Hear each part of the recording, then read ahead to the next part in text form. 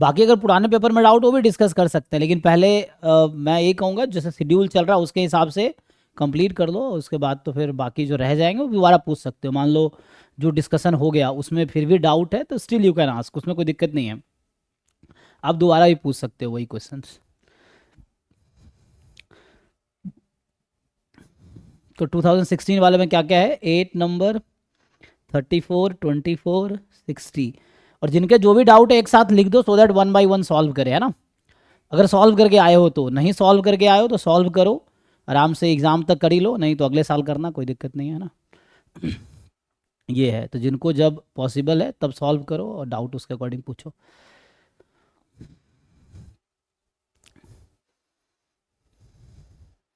है ना। 16 वाला पेपर अभी हम डिस्कस करेंगे, तो 2016 का।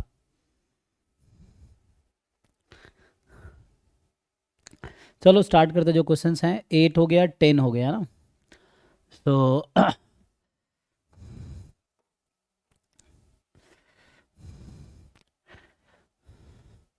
तो 8 एक सिंपल थ्योरम पे बेस्ड है ना।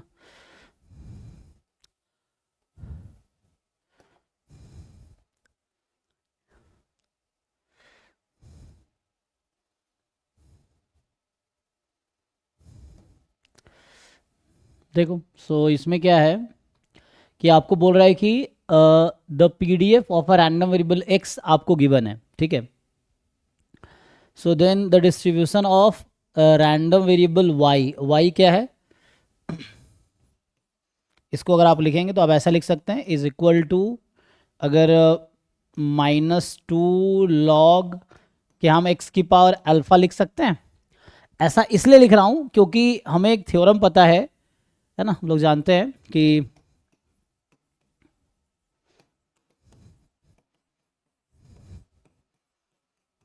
या एक्स के बजाय अभी मान लो यू एक रैंडम वेरिएबल है, तो random variable u has this distribution, then -2 log u, है ना, base e will have distribution chi square with 2 degree of freedom, या this is identically distributed with exponential with rate half, ठीक है ना। सो ये है हमारे पास नाउ।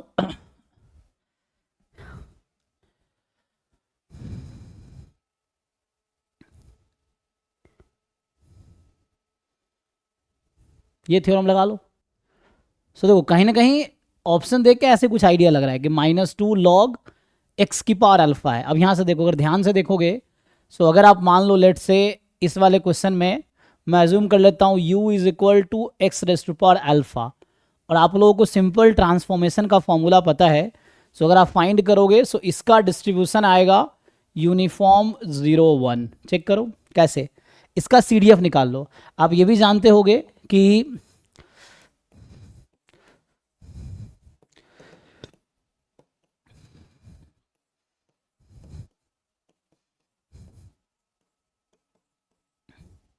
एक्स कोई भी कॉन्टिन्यूस रैंडम वेरिएबल है, देन अगर आप CDF उस रैंडम वेरिएबल का as a function of x consider करो, मान लो u नाम दे दो, so this will have distribution uniform 0, 1, है ना।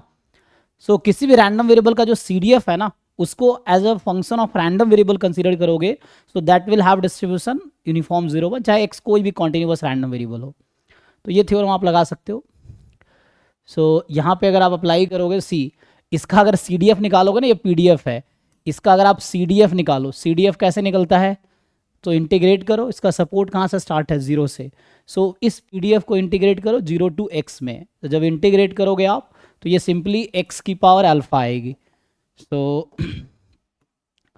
ये x की पावर अल्फा आएगी, ठीक है। सो यहाँ से इसीलिए मैं कह रहा हूँ इसका डिस्ट्रीब्यूशन, इसको अगर फंक्शन ऑफ रैंडम वेरिएबल ले ले, एक्स स्मॉल एक्स से कैपिटल एक्स कर दे, तो ये आ जाएगा, दैट इज, ठीक है ना। तो u जो कि x का CDF है, जो कि x की पावर अल्फा है, सो इसका डिस्ट्रीब्यूशन यूनिफॉर्म 0, 1 होगा। तो यहाँ से क्या समझ आया, ये जो क्वांटिटी है दिस इज जस्ट, सो ये जो आपके पास है -2 log ऑफ u, ये आ जाएगा। मैंने अगर नाम इसका u रख दिया तो, अब u तो यूनिफॉर्म 0 1 है, तो आपको पता चल गया कि इसका डिस्ट्रीब्यूशन क्या है। तो ये जो y इन्होंने दे रखा है कि y is equal to -2 log u, तो अभी मैंने कहा ये chi square with 2 degree of freedom, तो ये सही आंसर है। मतलब थ्योरम्स 2-3 थ्योरम यूज हुआ यहाँ पे। सो मेजरली ये 2 थ्योरम यूज किया मैंने, ठीक है। u आप इसको ले लो, फिर ये ऐसा होगा, ठीक है। कोई डाउट हो तो पूछो इसमें अभी भी।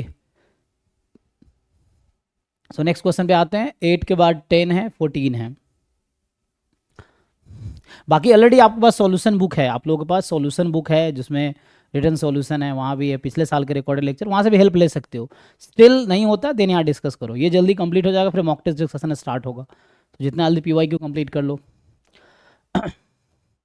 बहुत लोगों ने कंप्लीट कर ही रखा है, तो रिवीजन है ना, 2-3 बार रिवाइज हो जाएगा तुम्हारा।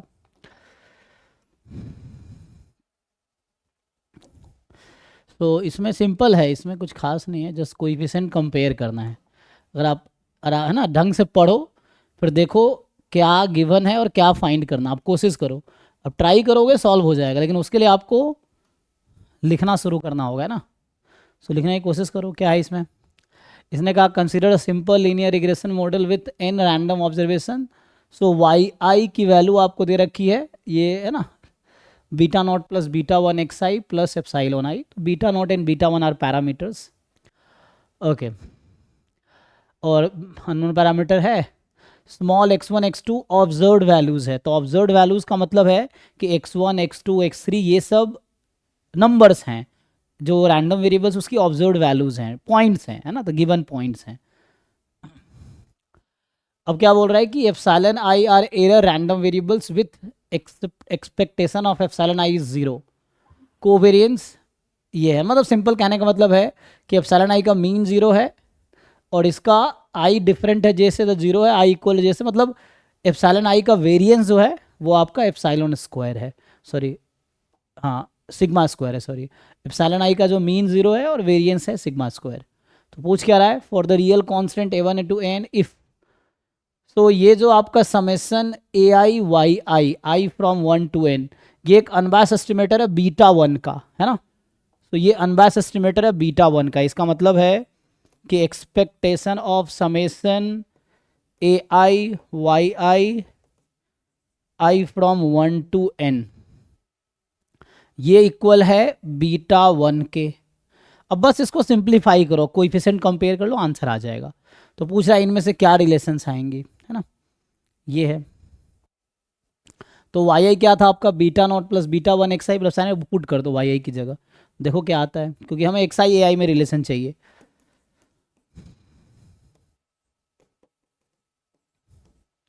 सो ai yi की जगह क्या था, β0 plus β1 xi plus epsilon i, ये हो गया, इज इक्वल टू β1, ये है।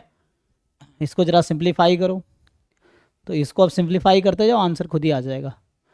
तो एक्सपेक्टेशन इस पर अप्लाई करो, देखो इसमें पहले एक बार सिंप्लीफाई करो।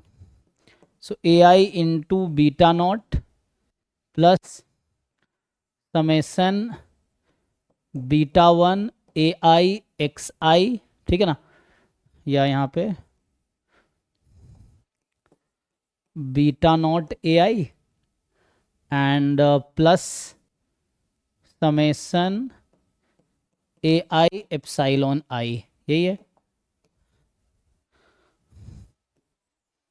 मतलब इसको इसमें लिख दूं मैं। सो अभी के लिए ऐसा है,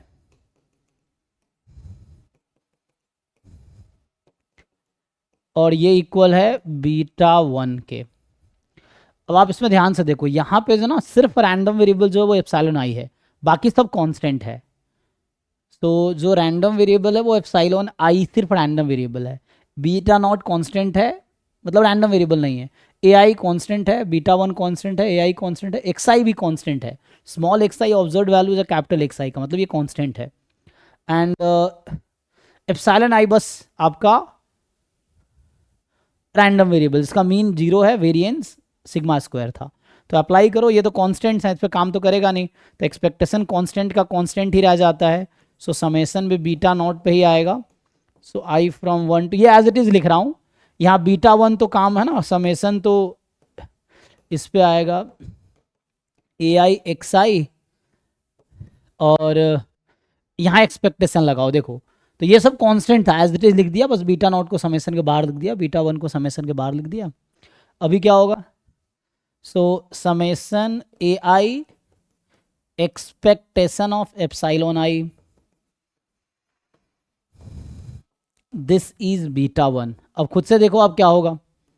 सो अभी एप्सिलॉन आई का मीन क्वेश्चन में ऑलरेडी जीरो दिया हुआ है, तो ये टर्म जीरो हो गया एक्चुअली। सो एक लाइन और लिखूंगा, आपको आंसर समझ आ जाएगा।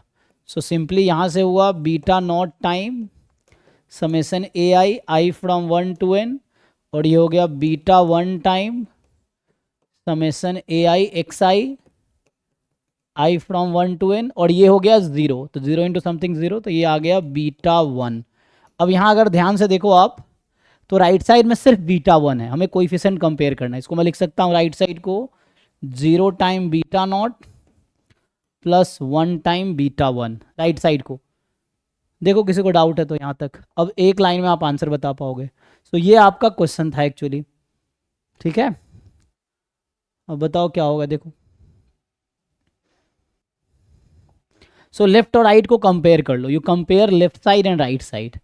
आप लेफ्ट साइड और राइट साइड को कंपेयर करोगे तो क्या मिलेगा। सो लेफ्ट साइड में जो बीटा नॉट का कोएफिशिएंट है वो समेसन है ना, ये देखो जो लेफ्ट साइड में बीटा नॉट का कोएफिशिएंट है वो क्या है लेफ्ट साइड में। सो लेफ्ट साइड में बीटा नॉट का कोएफिशिएंट है समेसन ए आई, और राइट साइड में बीटा नॉट का कोएफिशिएंट क्या है 0, एंड लेफ्ट साइड में बीटा 1 का कोएफिशिएंट क्या है समेसन ए आई एक्स आई, और राइट साइड में बीटा 1 का कोएफिशिएंट क्या है 1। तो जस्ट कोएफिशिएंट कंपेयर कर लिया तो आ गया आंसर, यही आंसर है। देखो उनको डाउट है पूछो, इसमें भी क्वेरी है तो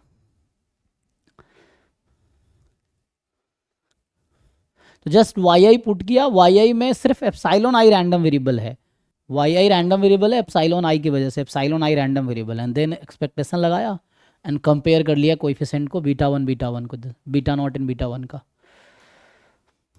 ठीक है। सो ये क्वेश्चन था 10th। 10th के बाद क्या है 14। 14 में क्या है,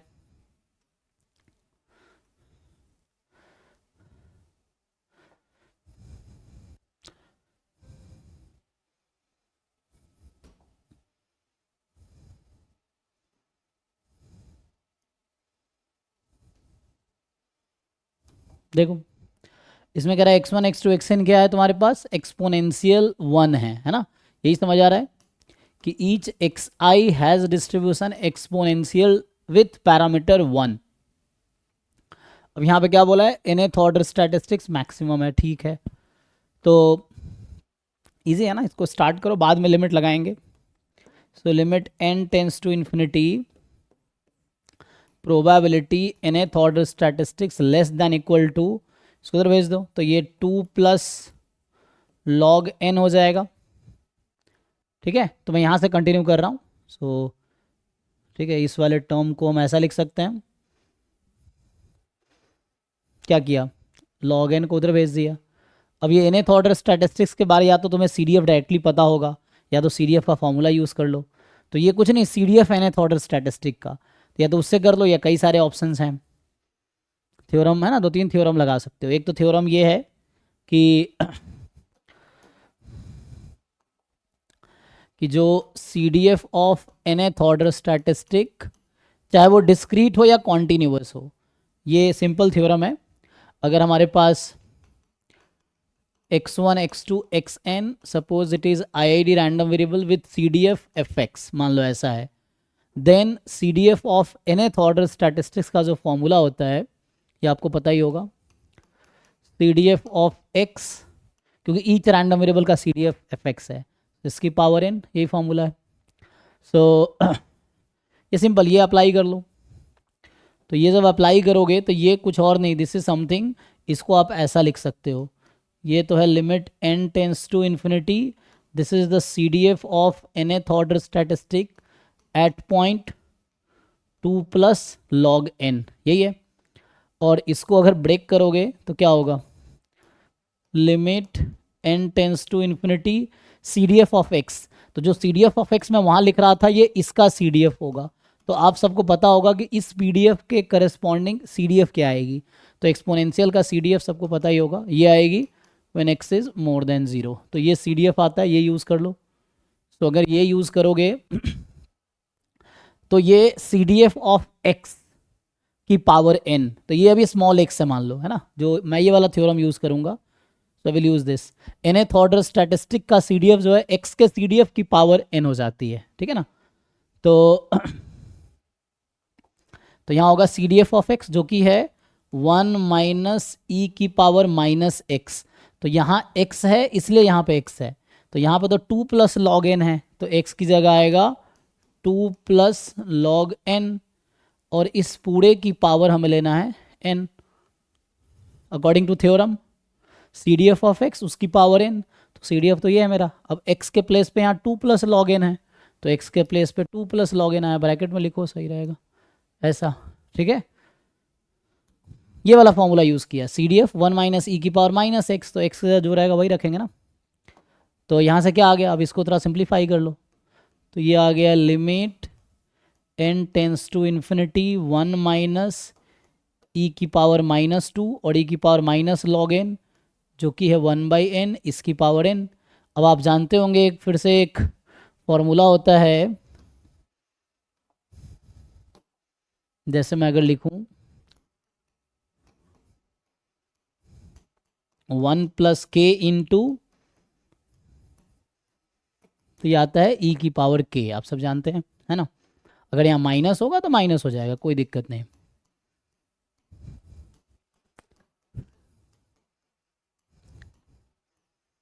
तो ये e की पावर माइनस के हो जाएगा, कोई दिक्कत नहीं है, ठीक है ना। तो ये यूज़ कर सकते हैं हम लोग, सिंपल रिजल्ट। तो यहाँ यूज़ करो तो क्या आ गया, ये आ गया e की पावर माइनस ई की पावर माइनस 2। के प्लेस पे दूसरे फॉर्मूले में के प्लेस पे ये क्वांटिटी है ना, जो k मैं लिख रहा था constant, this is the constant. तो e की पावर माइनस के, अगर ये वाला फॉर्मूला यूज़ करोगे तो के प्लेस पे आपका e की पावर माइनस 2 है इस क्वेश्चन में, ठीक है। तो ये आ गया। किसी को डाउट है पूछो, एक बार देख लो। और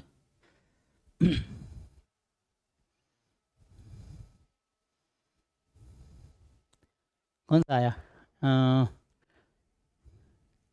कोई ऑप्शन है कि नहीं, सी।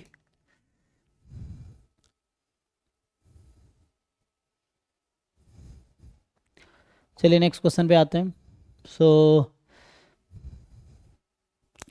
14 के बाद जो है 24 एंड 34 है ना। तो 24 क्या कह रहा है,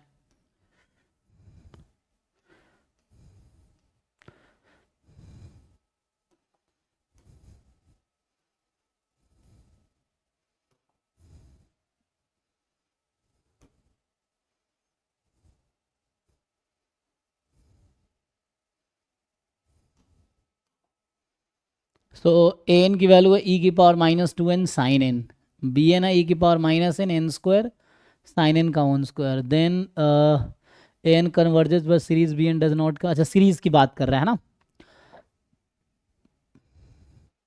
तो हम लोग कंपैरिजन टेस्ट लगा सकते हैं, लिमिट कंपैरिजन टेस्ट लगा सकते हैं, क्या लगाना चाहेंगे।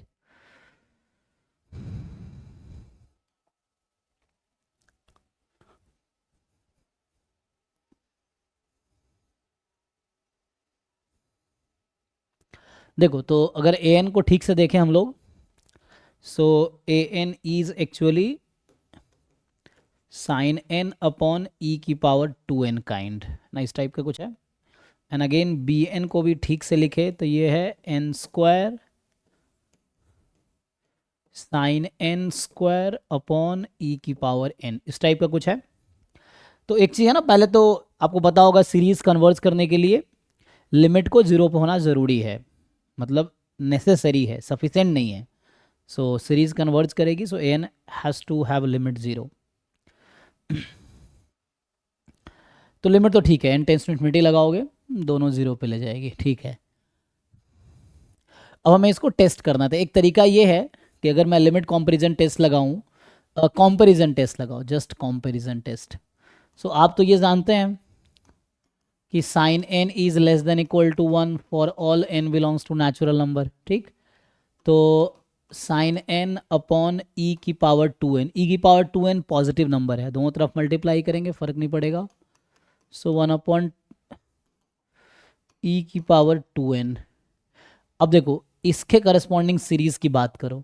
सो सीरीज साइन एन है ना, जो लिमिट कंपैरिजन टेस्ट लगाओ। अब नाउ सिंस जो लार्जर सीक्वेंस है उसके करस्पॉन्डिंग सीरीज कन्वर्जेंट है, क्यों कन्वर्जेंट है, तो इसके करस्पॉन्डिंग सीरीज कन्वर्जेंट होगी बाय ज्योमेट्रिक सीरीज टेस्ट। तो ये ज्योमेट्रिक सीरीज टेस्ट से ये कन्वर्जेंट आएगी, इसको मैं लिख सकता हूँ, ये जो है 1 अपॉन ई की power 2n, it is something like E square का पावर n, या मैं ऐसा कहूँ कि 1 अपॉन ई स्क्वायर की पावर n, है ना। 1 upon E square less than 1 है, तो ज्योमेट्रिक सीरीज टेस्ट कहता है कि सीरीज r की power n will be convergent if and only mod r is less then 1। तो यहाँ पे mod of 1 by E square जो है लेस देन 1 है, so that's why it will converge. तो ये कन्वर्जेंट सीरीज है, या सिंपली सम भी निकाल सकते हो। So this is convergent series and therefore by comparison test the smaller sequence के करस्पॉन्डिंग जो सीरीज होगी वो भी कन्वर्जेंट होगी।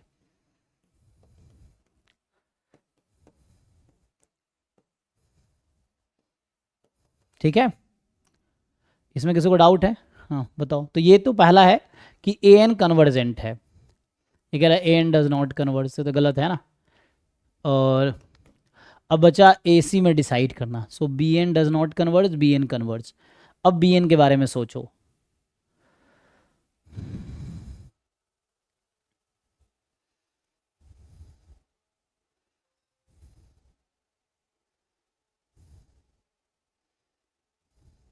सिमिलर वे अगर मैं आपसे पूछूं कि ये भी ऐसे ही ना साइन एन में लगाएंगे तो वैसा आ जाएगा। तो जो बी एन है, जैसे यहाँ पे था ये ए एन था, है ना। So a n was less than this. Similarly जो बी एन है, b n will be less than equal to n square upon e की पावर एन, यही रहेगा। अब क्वेश्चन ये है कि what can you say about this series. अब मुझे ये बताओ इस सीरीज के बारे में आप क्या जानते हो, ये कन्वर्जेंट है या डाइवर्जेंट है, इसका टेस्ट कर सकते हो। देखो हमने अभी ये डिसाइड किया, अब अगर राइट साइड वाली जो सीक्वेंस है उसके करस्पॉन्डिंग सीरीज कन्वर्ज करेगी तो गारंटी है कि सीरीज बी एन कन्वर्ज करेगी। तो अब क्वेश्चन ये है कि ये कन्वर्जेंट है या डाइवर्जेंट है, कैसे चेक करोगे। तो you can apply root test, ratio test लगाओ, कोई भी किसी से भी कर सकते हो। सो रूट टेस्ट या रेशियो टेस्ट लगा के इसको टेस्ट करो और ये कन्वर्जेंट आ जाएगा तो सीरीज बी एन भी कन्वर्जेंट है। तो यू अप्लाई रेशियो टेस्ट लगा लो, रूट टेस्ट लगा लो। रूट टेस्ट लगाओगे तो क्या होगा, एन की पावर 1 बाई एन की लिमिट 1 होती है, ई की पावर एन की पावर 1 बाई एन, ई आ जाएगी तो 1 बाई ई आ जाएगी। सो एन मॉड एन की पावर 1 बाई एन की लिमिट ई आ जाएगी, सॉरी 1 बाई ई आ जाएगी। 1 by E is less then 1, और जब वो लेस देन 1 होता है तो कन्वर्जेंट होता है सीरीज।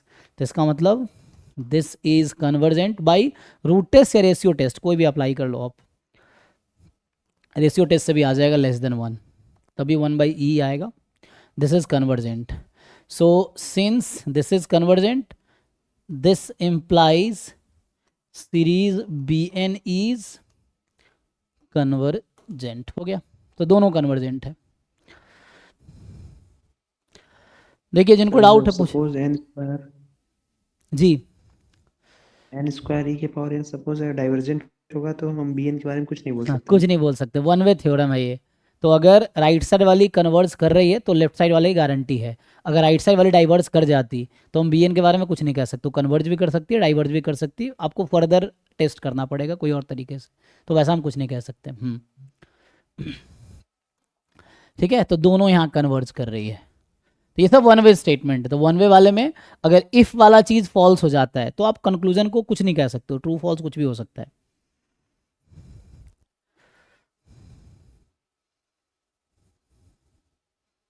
ठीक है जी, तो ये 24 हो गया।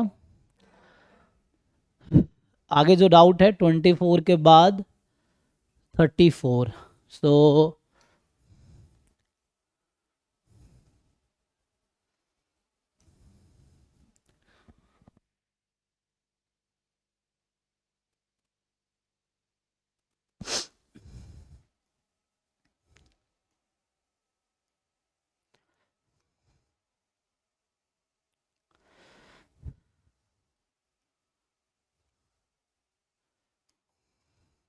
देखिए, so for x is a real number, मतलब डोमेन रियल नंबर है आपके पास, ठीक है, domain of this function is real number, और f x and g x दे रखा है।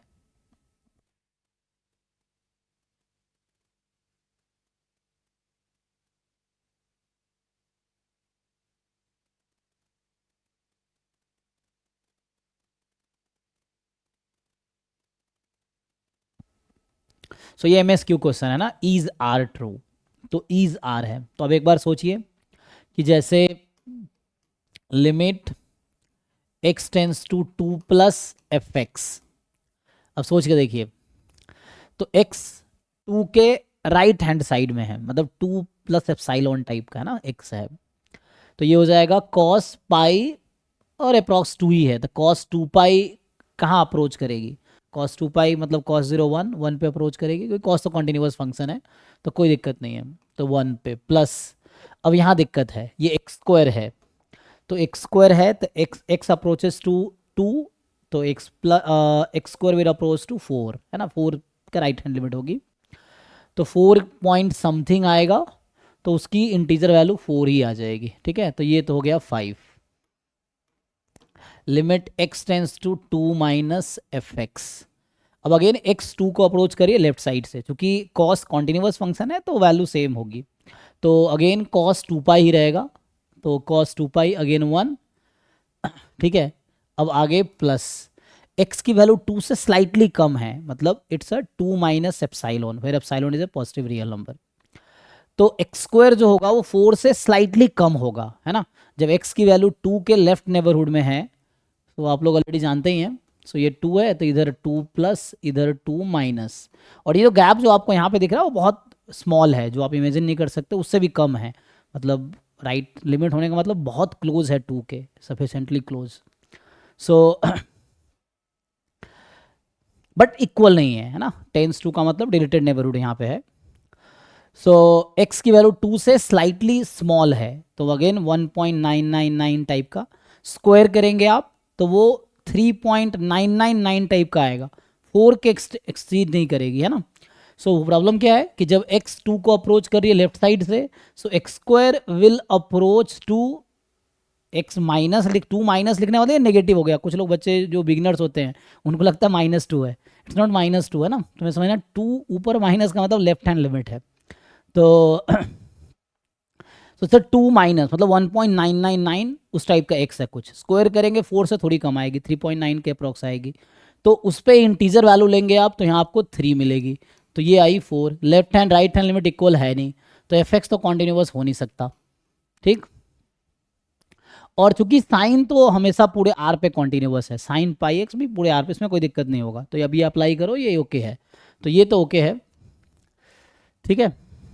तो यहाँ प्रॉब्लम आई इस टर्म की वजह से, ठीक है ना। नाउ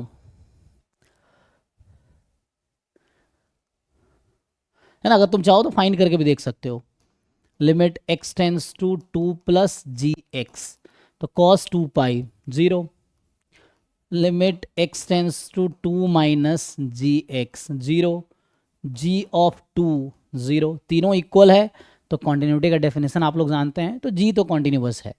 अब प्लस में प्रॉब्लम होगा फिर से, g x is continuous on 2, f x is not continuous, तो sum will not be continuous, क्योंकि आप सम करेंगे तो left hand limit 5 + 0, right hand limit sorry right hand limit 5 + 0, left hand limit 4 + 0, तो इक्वल तो आएगी नहीं, तो ये अलग आएगी, लेकिन प्रोडक्ट कॉन्टिन्यूस यहाँ हो जाएगा, उसकी वजह ये है कि ये इसको 0 पे खींच के ले आएगा, तो कहने का मतलब ये है यहाँ पे कि जैसे मैं आपको बता रहा था अभी कि लाइक अगर आप लिमिट निकालते हो, लिमिट एक्स टेंस टू, तो लिखोगे तो चीज़ें दिखती है वैसे, है ना, दूर से गेस करोगे तो कई बार गलती हो जाती है, सो F x plus g x में अगर आप ये लिमिट निकालते हो तो ये आपको मिलती है 5 + 0 विच इज़ 5, ठीक, and limit x tends to 2 - f x plus g x, तो ये आपको मिलेगी 4 + 0 विच इज़ 4, डिफरेंट है इसलिए कॉन्टिन्यूस नहीं है, but what if product,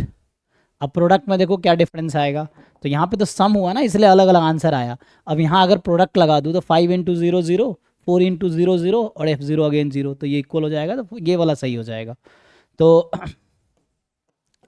x tends to 2 plus fx into gx. This is something like 5 into 0 0, है ना, and limit x tends to 2 minus fx into gx. So 4 into 0 again 0. आप फिर again value निकाल लो, f2 into g2, तो ये भी आना है 4 into 0, तो ये 0 ही आना है, देख लो. तो तीनों इक्वल है और इसलिए कॉन्टिन्यूअस है. तो ठीक है ना, left hand limit 0, right hand limit 0, value at the function is 0, that's why d is true. तो b and d are true. Check कर लो, कुछ डाउट है पूछो.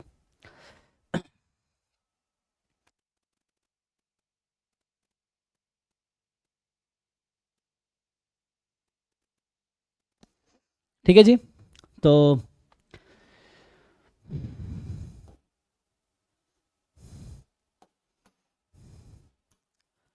आगे बढ़ते हैं. अभी था 34 के बाद आई थिंक सीधा सीधा है 60, है ना, और कोई डाउट नहीं है बीच में.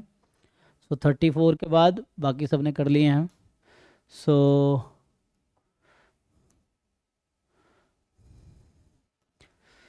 60 में क्या है जी,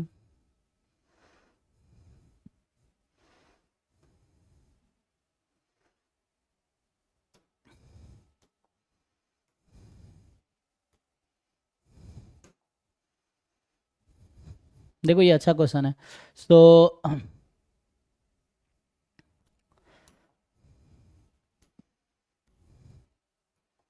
बाकी लोग ट्राई करके देखिए, जिन लोगों ने ट्राई नहीं किए ढंग से पढ़ो और देखो क्या करना है.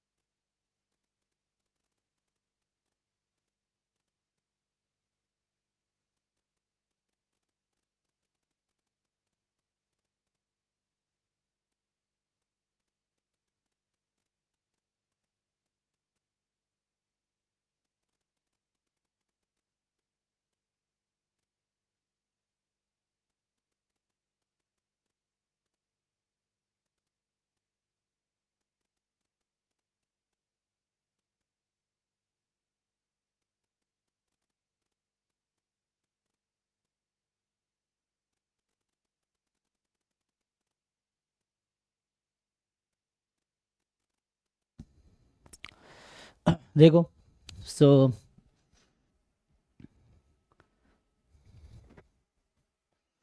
इन a colony of all family, in a colony, अच्छा, all families have at least one child. तो ये आपको पहले गिवन है कि कॉलोनी में हर फैमिली के पास कम से कम एक चाइल्ड तो है. The probability that a randomly chosen family from this colony has exactly के चिल्ड्रेन. तो मान लो एक्स अभी ले लेता हूँ, number of children in that family या इन अ फैमिली. ये एक्स एक रैंडम वेरिएबल है कि तो आपको ये समझ आ रहा होगा कि हमें ऑलरेडी बता रखा है. तो हमें ये गिवन है कि probability x is equal to k is 1/2 raise to power k, where k can take value 1 2 3 dot dot dot, है ना. सो बता रखा है कि किसी फैमिली में k चिल्ड्रेन होने की प्रोबेबिलिटी है हाफ की पावर के, जो कि ज्योमेट्रिक रैंडम वेरिएबल है. सो नाउ अब क्वेश्चन ये पूछ रहा है कि a child is either a male or a female with equal probability, मतलब हाफ हाफ प्रोबेबिलिटी है ना. सो अभी के लिए मान लो एक नया रैंडम वेरिएबल अगर मैं डिफाइन करूं m, so number of male child in family या इन अ फैमिली,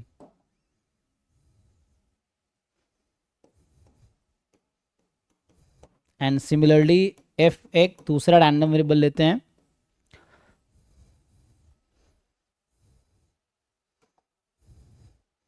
बाकी इंग्लिश देख लेना अपना ना, इंग्लिश से बहुत ज़्यादा मतलब है नहीं.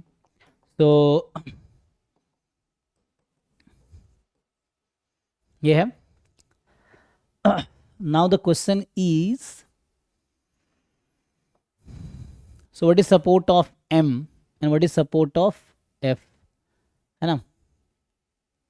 Actually x is nothing but x क्या है यहाँ पे, m प्लस f, ऐसा बोल सकते हैं, यही है।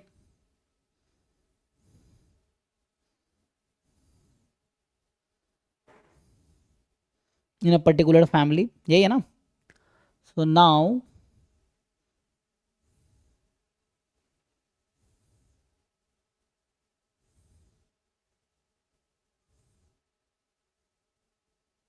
पूछा क्या है, the probability that such a family consist of at least one male child and at least one female child. छोड़ो इसकी ज़रूरत नहीं है हालांकि।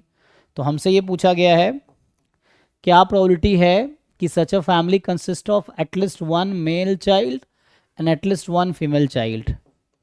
सो family consist of at least one male child and at least one female child, यही है ना। एंड ये बोला है, तो इसका कॉम्प्लीमेंट क्या होगा बताइए आप लोग। सो अगर इसका मैं कॉम्प्लीमेंट लूँ 1 माइनस, तो क्या पॉसिबिलिटी है इंटरसेक्शन है यहाँ पे, ठीक है ना, दिस इज इंटरसेक्शन, तो यहाँ पे मतलब इंटरसेक्शन है। So a intersection b is equal to 1 minus, ना इसे हम जानते हैं, कॉम्प्लीमेंट लेंगे आप क्या होगा। तो लॉजिकली भी सोच सकते हैं कि family consist of at least one male child या एटलीस्ट वन फीमेल। तो यहाँ पे जो रैंडम वेरिएबल m है that can take value 0 1 2 and so on, f can take value 0 1 2 and so on. ये है कि m plus f at least one होगा, ये हमें क्वेश्चन में गिवन है, ठीक है ना, ये है हमारे पास।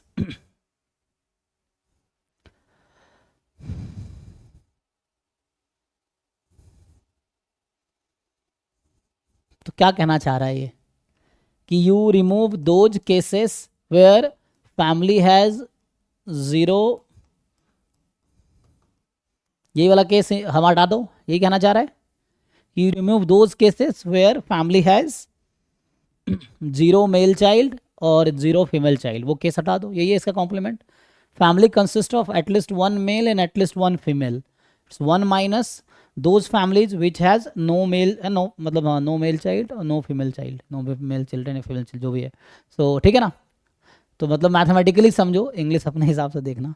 तो आगे ठीक है, यहाँ तक ओके है। देखो इसमें अगर कुछ क्वेरी है तो अब मेनली आपको ये प्रॉपर्टी निकालनी है, ये निकाल लोगे काम हो गया।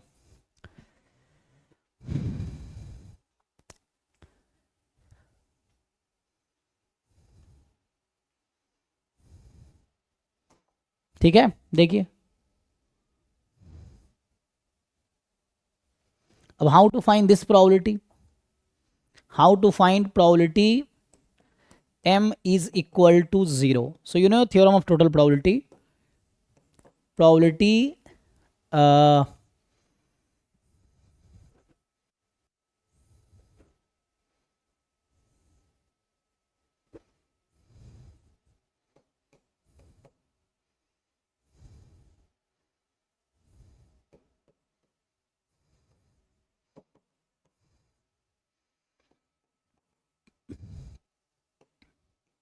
यही है।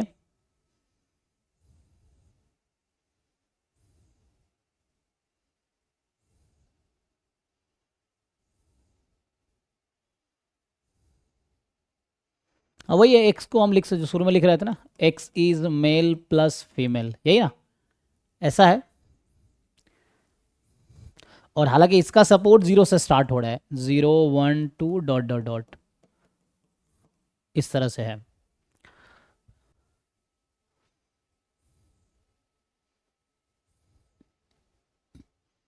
कर सकते हैं, और यही सेम प्रोबेबिलिटी रहेगी क्योंकि मेल एंड फीमेल जो m और f है both are identically distributed random variable, है ना। जो random variable m and f are identically distributed, वो क्वेश्चन कह रहा है, ठीक है। तो इसका मतलब यही प्रोबेबिलिटी सेम है ना, जो आप ये निकालोगे वही इसका आंसर भी आएगा, तो उसमें कोई दिक्कत नहीं है। अब बताइए ये कैसे कैलकुलेट होगा। तो अगर इसको m प्लस एफ लिख दोगे तब भी हो जाएगा, है ना।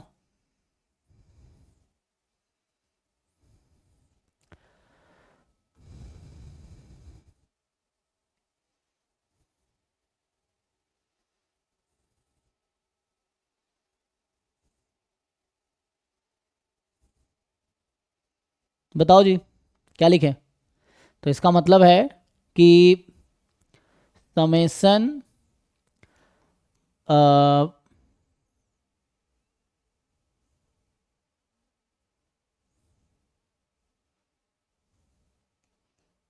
x is equal to k into m is equal to 0 when x is equal to k। Theorem of total probability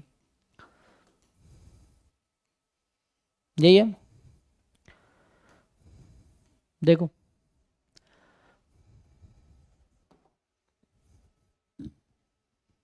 है ना, क्या कहता है theorem of total probability? Probability of event a, ये इवेंट ए है, is equal to probability of e i into a given e i. So e i is यहाँ पे x is equal to k है, तो E one is like x is 1, E2 is x is 2, E3 is x is 3 and so on. अब लिखिए probabilities की, question में already लिखा हुआ है सब। सो दिस विल बी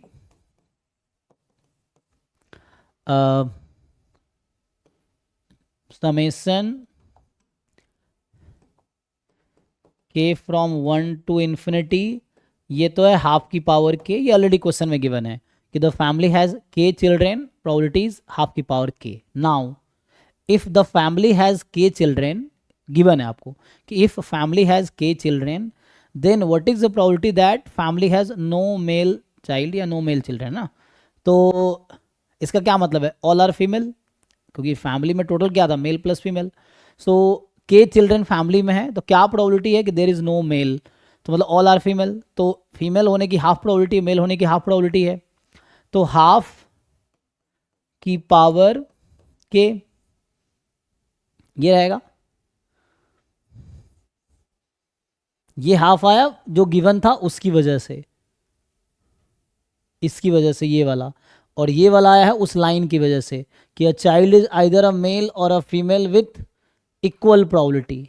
अगर मान लो होता कि मेल होने की प्रोबेबिलिटी 1/3 है, फीमेल होने की 2/3 है, अगर ऐसा होता तो फिर यहाँ मुझे लिखना होता 2/3 की पावर के, ऐसा लिखना पड़ता मुझे अगर ऐसा होता तो, क्योंकि ऑल आर फीमेल अगर ऐसा है तो 2/3 की पावर के होगा उसके अकॉर्डिंग। इसको सॉल्व कर लीजिए, इक्वल है इसलिए आंसर सेम आ रहा है, मतलब इन दोनों टर्म का आंसर सेम आएगा, हाफ हाफ प्रोबेबिलिटी, वरना अलग अलग आंसर आता दोनों टर्म का, इसका और इसका। सो ये सम कर लो तो ज्योमेट्रिक आ गया। सो जो इनफाइनाइट ज्योमेट्रिक सीरीज के from 1 to infinity, so a upon 1 minus r, ठीक है, तो 1/4 अपॉन 1 माइनस 1/4, तो ये आई थिंक 1/3 आ गया। तो फाइनली आपका आंसर है 1 minus 1/3 minus 1/3, it's again 1/3। So 1/3 is answer of this question, ये 1/3 आंसर है। चेक कीजिए, कुछ क्वेरी है पूछिए।